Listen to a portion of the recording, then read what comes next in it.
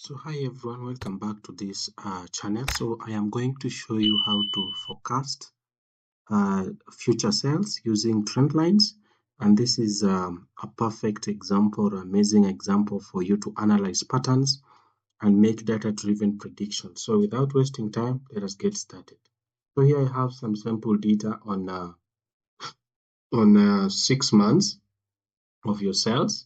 So if you want to do a forecast, you will just highlight the whole table like this, go to insert, then you can pick, let's say for example, use the line graph to do that, the scattered line graph. So when you click on it, this will appear here. Then the next thing that you want to do is you go to this plus sign, click on it like that. Then you'll go to this section that says trend lines, check it. Once you check it, you'll see a trend line appearing there. Then point your cursor there, then you can see it says that more.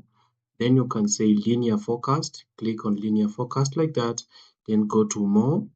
Then once you are on more, just you can check now on this side and you can see different informations that you want to use. So we are here, then you can come and also display the equation. Then you can see the equation displays there.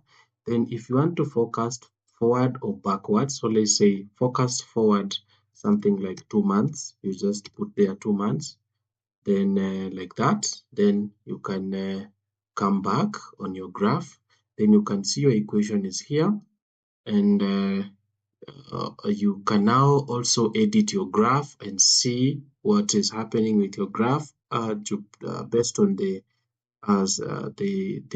editing that you want. So and now you can see the forecasted direction of your cells. So you can even see the equation shown to calculate it manually. Then you can also do calculations manually, as you can see the equation is there.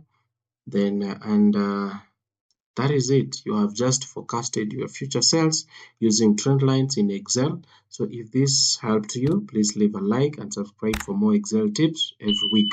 See you in the next video. Thank you for watching.